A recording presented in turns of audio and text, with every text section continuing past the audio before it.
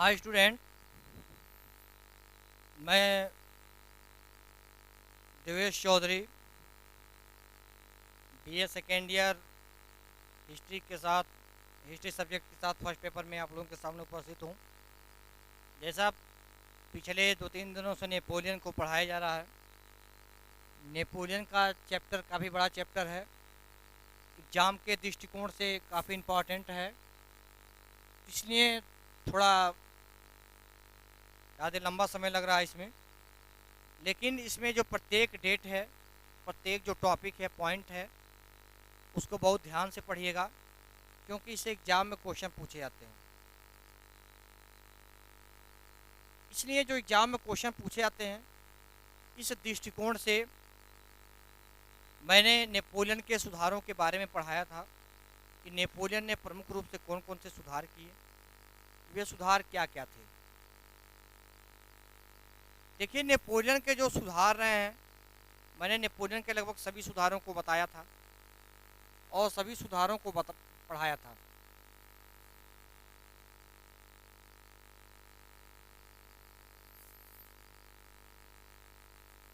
देखिए, नेपोलियन के जो प्रमुख सुधार रहे हैं, उन सुधारों में मुख्य रूप से जो उसका शिक्षा संबंधी सुधार रहा है, जो उसके प्रशासनिक सुधार रहे हैं, उन प्रशासनिक सुधारों के बारे में मैंने बताया था। आज हम जो आप लोगों को पढ़ाएंगे, जुड़े हैं कितने लोग जुड़े हैं, तो लगभग सभी लोग जुड़ गए होंगे आज। Good afternoon. ठीक है, सभी लोग जुड़ गए हैं, तो आज का टॉपिक मैं स्टार्ट कर रहा हूँ। नेपोलियन के आर्थिक सुधार को मैं बताऊंगा। कल मैंने शिक्षा संबंधी सुधार को बताया था, प्रशासनिक संबंधी सुधार को बताया था। आज मैं आर्थिक सुधार के बारे में बता रहा हूँ। नेपोलियन का जो आर्थिक सुधार रहा है, वह कौन कौन सा सुधार रहा है। देखिए, नेपोलियन जब जिसमें प्रथम कांसल बनता है, उसमें फ्रांस की जो स्थिति रहती है बहुत दयनीय रहती है। आर्थिक दृष्टिकोण से फ्रांस बहुत कमज़ोर हो चुका था। जो फ्रांसीसी क्रांति हुई थी, उस फ्रांसीसी क्रांति में बहुत सारे जन और धन की हानि हुई थी, धन की हानि हुई थी। लुई 16वें के शासनकाल में यह स्थिति इतनी खराब हो गई थी कि क्रांति के पश्चात पुनः उसमें सुधार नहीं किया जा सका था, और यह दिनों दिन बहुत तेजी से खराब होती जा रही थी। स्थिति बहुत खराब होती जा रही थी।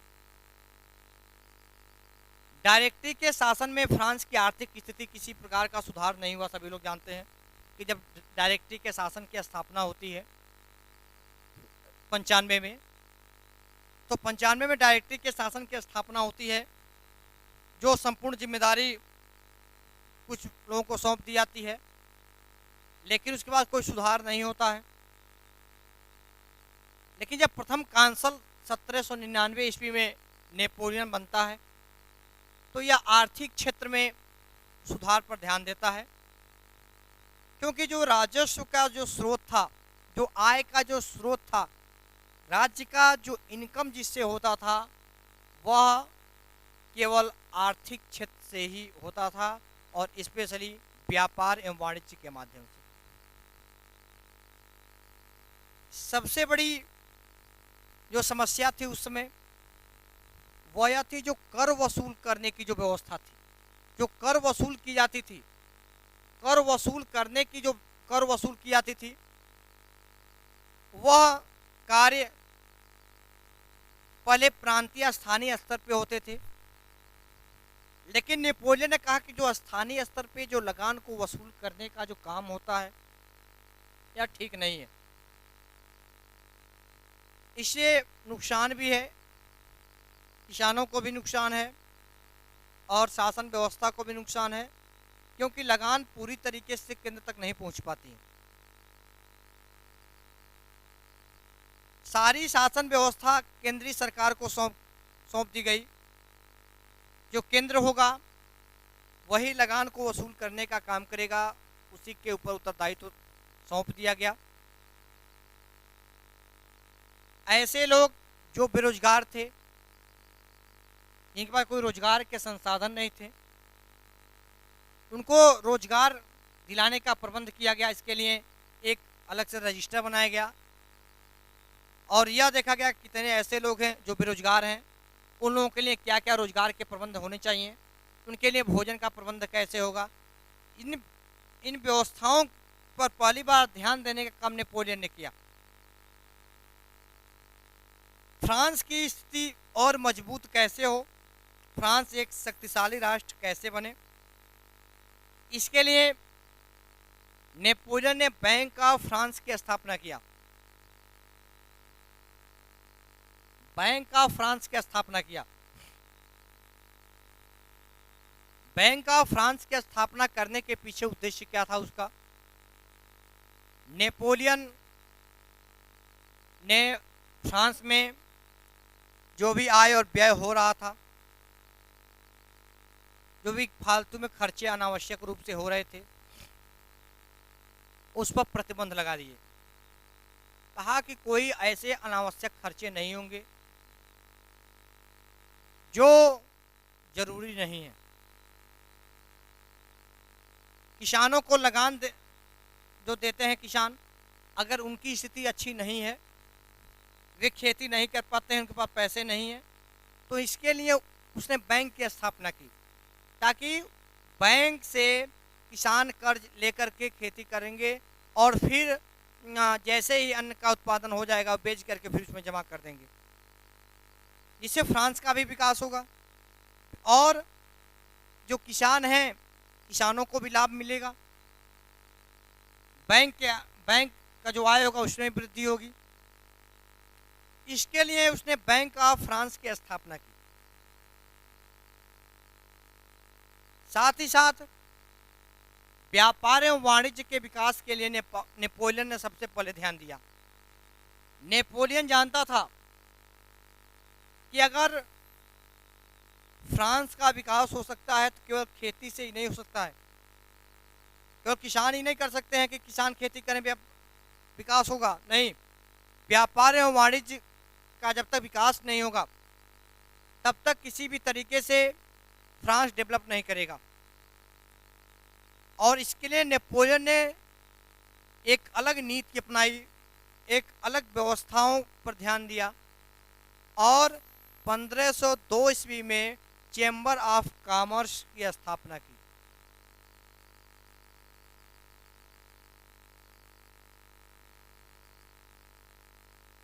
चैम्बर ऑफ कॉमर्स व्यापार एवं वाणिज्य की देखरेख करने के लिए, उसमें सुधार के लिए एक कमेटी की गठन किया और उसमें जो विद्वान लोग रहते थे उसमें उनको सम्मिलित किया गया और इसके लिए एक अलग से कमेटी का गठन किया जिसका नाम था चैम्बर ऑफ कॉमर्स, जिसकी स्थापना 1502 ईस्वी में व्यापार एवं वाणिज्य को बढ़ावा देने के लिए किया गया था। नेपोलियन ने फ्रांस के सभी नागरिकों पर जो कर लगा था उस कर को पुनः जांच कराई कि जो कर लगाया गया है वह कर सही है कि नहीं है। कोई ऐसा व्यक्ति तो नहीं है जो कर से वंचित रह गया हो, जिसके पास पैसे भी हैं, जमीन भी है, सारे संसाधन हैं, फिर भी वह व्यक्ति लगान नहीं देता है। ऐसी व्यवस्थाओं के लिए उसने अलग से जांच कराया। नेपोलियन ने सभी नागरिकों पर भी कर लगाए, साथ ही साथ जो भ्रष्ट अधिकारी कर्मचारी थे उनको भी दंडित करने का काम किया। उसने क्या किया, एक अलग से एक टीम का गठन किया था। वह उसमें ऐसे अधिकारियों की सूची तैयार कराया था जो अधिकारी भ्रष्ट थे, जो शासन व्यवस्था के लिए अच्छे नहीं थे। उन लोगों का एक पूरा रिकॉर्ड बनवाया और उन व्यक्तियों को दंडित करने की व्यवस्था उसने किया, ताकि किसी भी प्रकार से जो अपराधी प्रवृत्ति के जो अधिकारी कर्मचारी हैं जो शोषण करते हैं या शोषण की जो उनकी प्रक्रिया पूरी तरीके से बंद हो। सभी लोग एक समान हैं, इसी प्रकार कोई भेदभाव नहीं है। वह एक समान व्यवस्था फ्रांस में लागू करना चाहता था। आर्थिक स्थिति में सुधार पर काफ़ी ध्यान दिया और बहुत तेजी के साथ आर्थिक क्षेत्र में सुधार भी हुआ। जो विचारक रहे हैं, विद्वान रहे हैं, सभी लोग जानते हैं कि नेपोलियन एक महत्वाकांक्षी व्यक्ति था और महत्वाकांक्षी होने के साथ साथ वह निरंकुश भी था। दोनों उसके अंदर गुण था, महत्वाकांक्षी भी था और निरंकुश भी था। इस तरीके से वह उद्योग तथा वाणिज्य की ओर सबसे अधिक ध्यान दिया। कहा कि उद्योगों के माध्यम से विकास हो सकता है और हम अपने सामानों को विश्व के मार्केट में बेच सकते हैं। पहले जो विश्व का मार्केट है उसमें केवल इंग्लैंड का ही सामान बिकता था।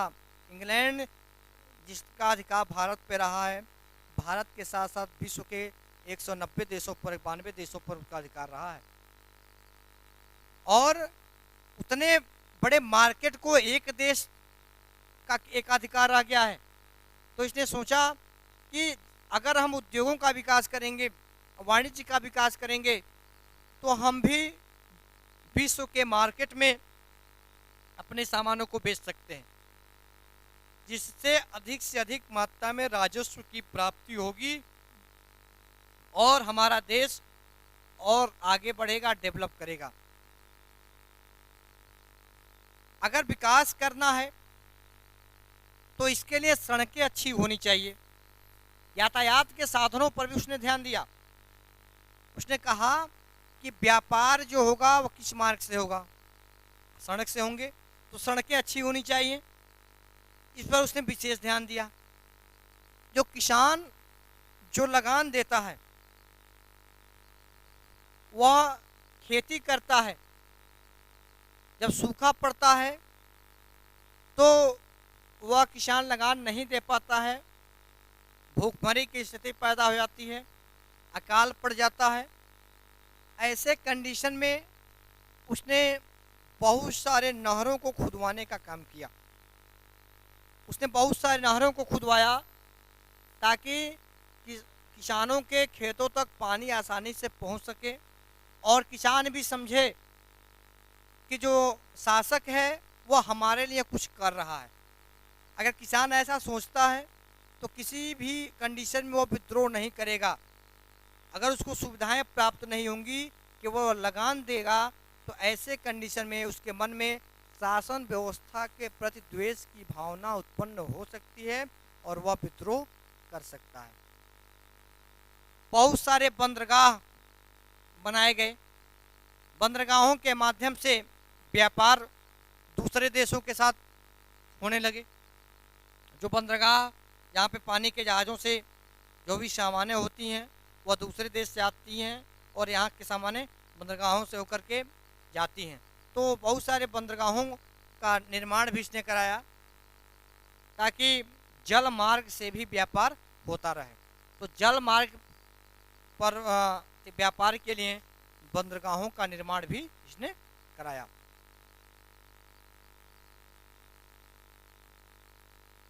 अब है नेपोलियन का धार्मिक सुधार। नेपोलियन का धार्मिक सुधार। नेपोलियन का धार्मिक सुधार है। नेपोलियन के धार्मिक सुधार को हम जानेंगे कि नेपोलियन का धार्मिक सुधार क्या है। जो फ्रांस की जो जनता थी वह जनता चर्च की विरोधी थी। चर्च जो था वह धन अर्जित करने का मात्र एक अड्डा बन चुका था, जहाँ पर शोषण सबसे अधिक हो रहा था। जब शोषणवादी प्रवृत्ति ने जन्म लिया तो लोगों ने उसका विरोध करना शुरू किया। काफ़ी लंबे समय पीछे हम लोग देखते हैं तो काफ़ी लंबे समय तक इसके लिए संघर्ष चलता रहा है। बीए फर्स्ट ईयर में आप लोगों ने पढ़ा होगा कि धर्म सुधार आंदोलन जो होता है वह चर्च में व्याप्त बुराइयों के कारण ही होता है। जो चर्च था वह चर्च जो आम जनता थी, जो निम्न वर्ग के लोग थे, किसान वर्ग के किसान थे, उनका शोषण करना चाहती थी और कर भी रही थी। लेकिन उसमें सुधार की आवश्यकता थी। सभी लोग चाह रहे थे सुधार हो, क्योंकि चर्च के जो पादरी होते थे वे सभी कुलीन वर्ग के होते थे। यानी आप कितने पढ़े लिखे हैं, धर्म की कितनी जानकारी, इससे कोई मतलब नहीं है। अगर आप कुलीन वर्ग के नहीं हैं, उच्च कुल के नहीं हैं, तो फिर आपको पादरी नहीं बनाया जाता था। यानी धार्मिक ज्ञान जरूरी नहीं था। और वे कुलीन वर्ग के जो लोग होते थे वे उस चर्च के का जो धन होता था उसका उपभोग करते थे और लोगों पर अपना एकाधिकार स्थापित किए हुए थे। इसके लिए चर्च में सुधार के लिए नेपोलियन ने एक अलग कानून बनाया जिसको पादरी विधान के नाम से जाना गया। एक पादरी विधान नामक कानून पारित किया और इस कानून में कुछ कमियां भी थी, कुछ अच्छाइयाँ भी थी, लेकिन जो जनता थी वह इस विधान के विरुद्ध में थी। जब प्रथम कांसल नेपोलियन बनता है तो प्रथम कांसल बनने के बाद से जनता का इतना ज़्यादा विरोध हो गया, विद्रोह हो गया कि प्रथम कांसल बनने के पश्चात ही नेपोलियन ने 1801 ईस्वी में पोप के साथ समझौता कर लिया। जो पोप था, पोप की बातों को नेपोलियन मान लेता है, उसकी बातों को स्वीकार कर लेता है, दोनों के बीच समझौता हो जाता है और समझौते के द्वारा सारी शासन की जो बागडोर थी वह नेपोलियन के हाथों में थी।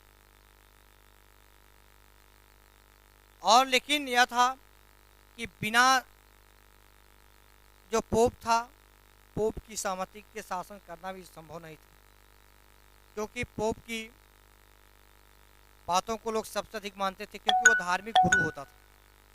पोप जो चर्च में जो पादरी होते थे, यानी ईसाई धर्म का जो धर्म गुरु होता था, उसको पोप कहा जाता था। पोप जो था वो धार्मिक क्षेत्र में हस्तक्षेप करता था।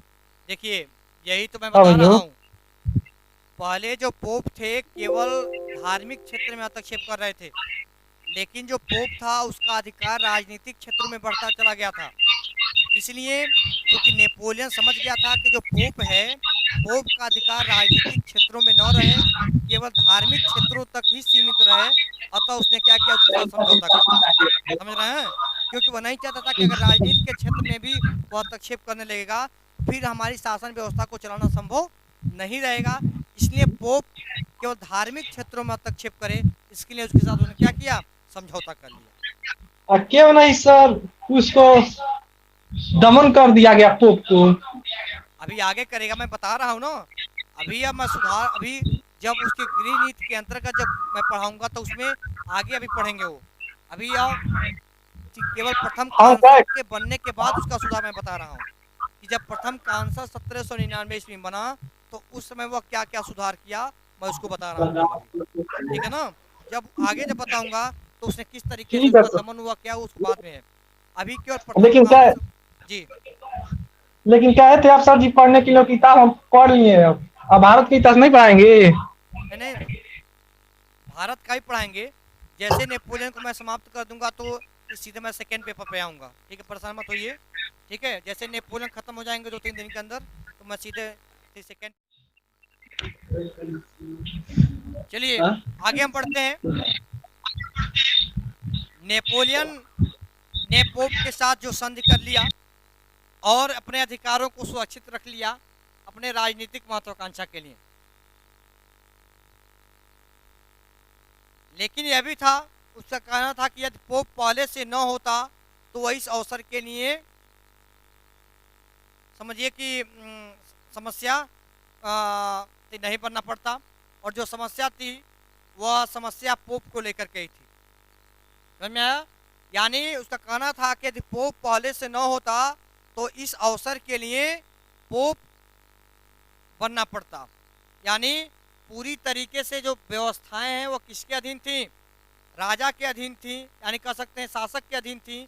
लेकिन धार्मिक क्षेत्रों में जो अधिकार, एकाधिकार था, वो किसके पास था? वो सीधे सीधे पोप के पास था। इसलिए किसी भी तरीके से वह पोप को नज़रअंदाज नहीं कर सकता था।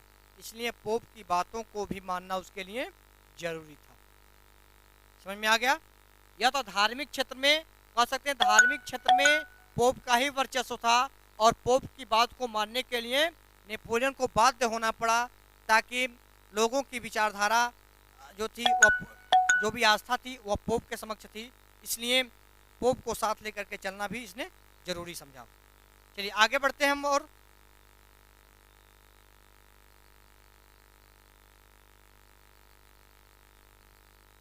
यह धार्मिक क्षेत्र में क्या क्या काम किया? मैंने शुरुआती समय बताया कि पोप, जब नेपोलियन को लगा कि हमारे अधिकारों का हनन हो रहा है और किस तरीके से जो पोप का प्रभाव दिनों दिन बढ़ता जा रहा है, तो धार्मिक क्षेत्रों में इसने कुछ काम किए और धार्मिक क्षेत्र में उसने अपना वर्चस्व स्थापित कर लिया और जो पोप के अधिकार थे उसके अधिकार को सीमित करते हुए और कुछ सुधार किए। क्या क्या सुधार किए धार्मिक क्षेत्र में? देखिए, धार्मिक क्षेत्र में जो उसने सुधार किया, पहला सुधार किया पोप, देखिए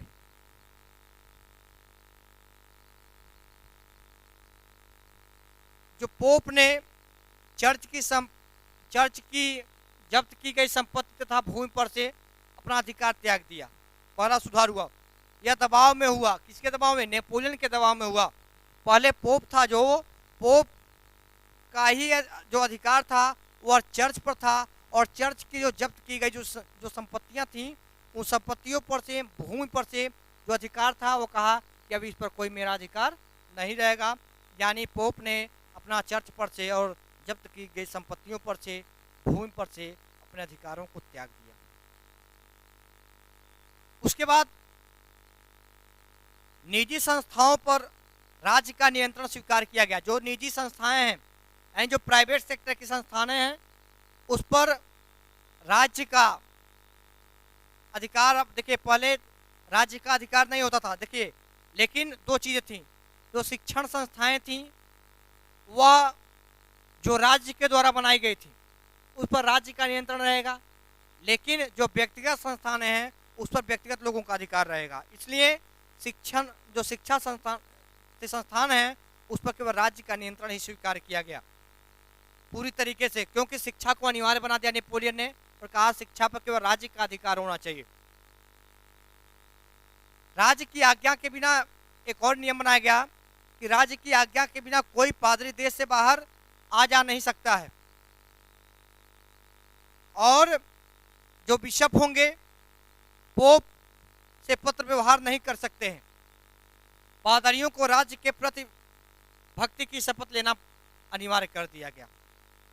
यानी जो भी पादरी होंगे वे पादरी बिना किसी आदेश के राज्य के न तो देश के अंदर आ सकते हैं न तो देश से बाहर जा सकते हैं।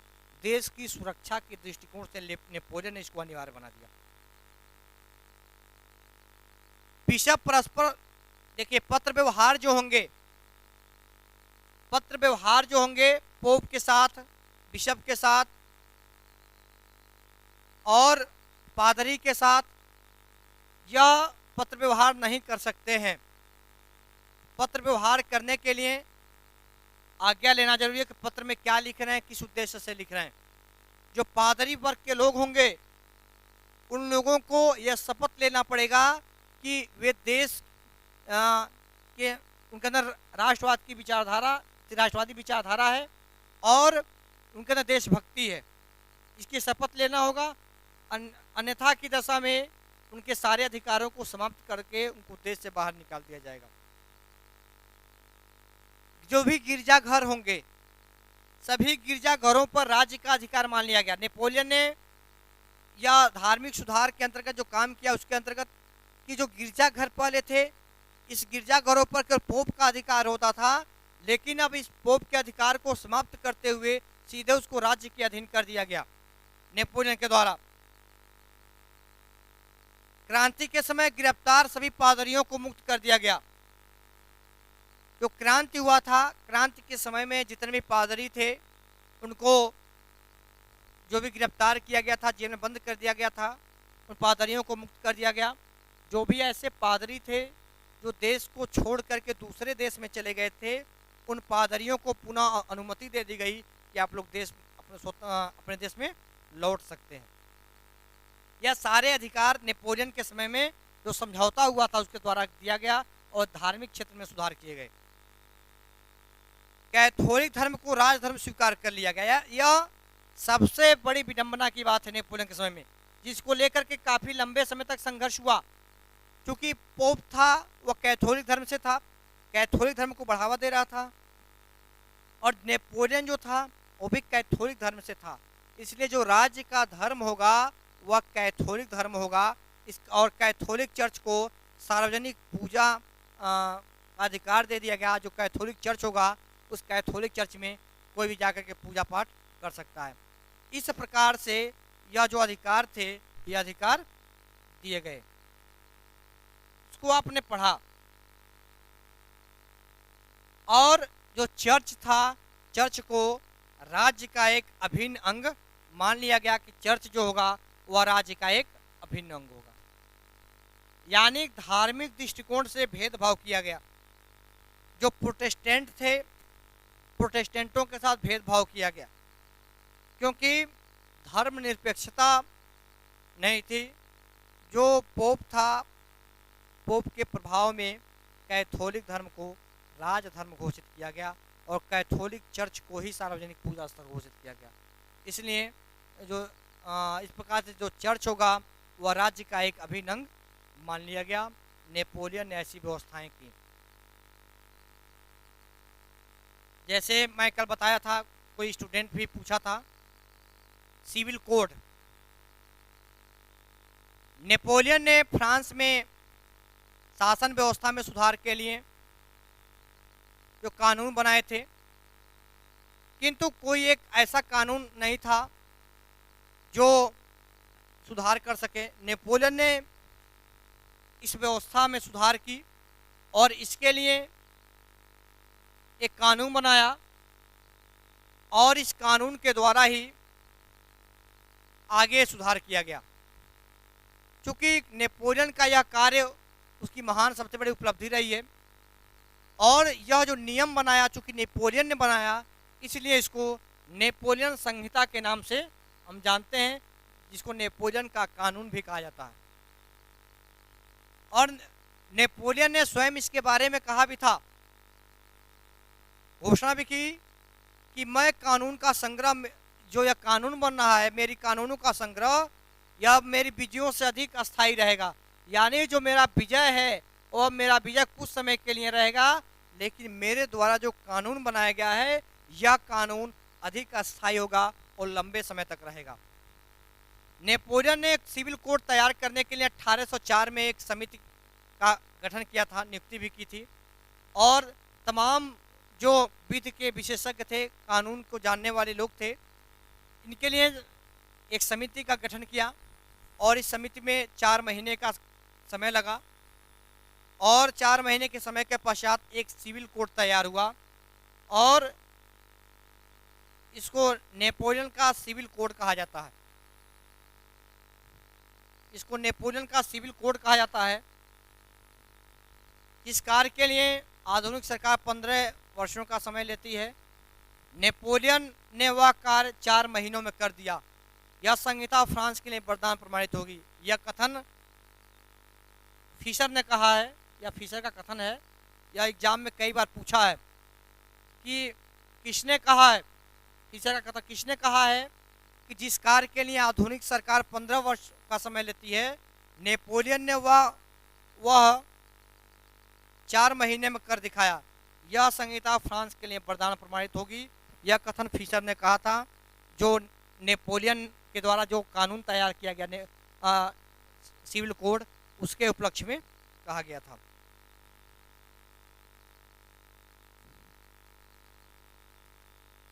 देखिए, जो सिविल कोड जो तैयार किए गए थे नेपोलियन के द्वारा, उस सिविल कोड के 5 भाग थे। 5 भागों में पूरे कोड को विभाजित किया गया है। पहला व्यवहारिक संहिता, ये पहला व्यवहारिक संहिता, इसके अंतर्गत क्या क्या आएंगे? व्यवहारिक संहिता के अंतर्गत व्यक्तियों की वस्तुओं व संपत्तियों आदि के विषय में कानून थे। यानी व्यक्ति के विषय में कानून और उनकी संपत्तियों के बारे में जो कानून बना था वह व्यवहारिक संहिता के अंतर्गत आया था। व्यवहारिक संहिता में नेपोलियन ने उस कानून को बनाया था। दूसरा है व्यवहारिक प्रक्रिया संहिता, यानी व्यवहारिक प्रक्रिया संहिता जो अध्यादेशों का संग्रह था। यह अध्यादेशों का संग्रह था, जितने भी अध्यादेश थे वे सभी अध्यादेश व्यवहारिक प्रक्रिया संहिता में थे और इस उसका संग्रह किया गया था। उसके बाद से दंड संहिता, किस व्यक्ति को कौन सा दंड दिया जाए, किस अपराध के लिए दंड दिया जाए, इसके लिए जो प्रावधान तैयार किया गया था उसको दंड संहिता के द्वारा नेपोलियन ने तैयार कराया था। वह अपराध के अनुसार था। अगला है दंड प्रक्रिया संहिता। दंड प्रक्रिया संहिता मतलब कि अपराधी को न्यायालय में अपने पक्ष में वकील आदि करने का अधिकार था। पहले देखिए, दंड संहिता में तो अपराधियों को दंड दिया जाता था, लेकिन दंड प्रक्रिया में अगर कोई व्यक्ति अपराधी है तो अपनी बातों को रखने के लिए न्यायालयों में अपने पक्ष में वकील को रखने का अधिकार उसको दंड प्रक्रिया संहिता में दिया गया। इसको दंड प्रक्रिया संहिता के नाम से जाना जाता है। अगला है वाणिज्य प्रक्रिया संहिता। वाणिज्य प्रक्रिया संहिता, वाणिज्य प्रक्रिया जो संहिता थी, इसके अंतर्गत व्यापार संबंधी जो नियम थे, जो भी व्यापार करने होंगे उसके लिए नियम तैयार किए गए थे, जिसको सिविल कोड का निर्माण नेपोलियन का निजी हाथ। देखिए, यह व्यापारिक जो संहिता थी इसका निर्माण स्वयं उसने कराया था, स्वयं अपने हाथों से किया था। नेपोलियन स्वयं कानून नहीं जानता था और न ही कानून का विशेष ज्ञान था, किंतु इतना बुद्धिमान था और प्रखर वक्ता था और बहुत अच्छा विचारक था। इसलिए वह कुछ चीज़ें अनुभव के आधार पर करता था। इसलिए सबसे अधिक उसने जो ध्यान दिया वह वाणिज्य के क्षेत्र में दिया। कौन कौन से व्यापार करने हैं और व्यापार संबंधी क्या क्या नियम और कानून हो सकते हैं, यह 5 जो नियम मैंने बताया, यह 5 सिविल कोड के अंतर्गत उसने नियम बनाए थे, जिसको नेपोलियन सिविल कोड के नाम से जानते हैं। यहाँ तक किसी को दिक्कत है? कल नए टॉपिक में पढ़ाएंगे हम। यहाँ तक किसी को कोई प्रॉब्लम तो नहीं है?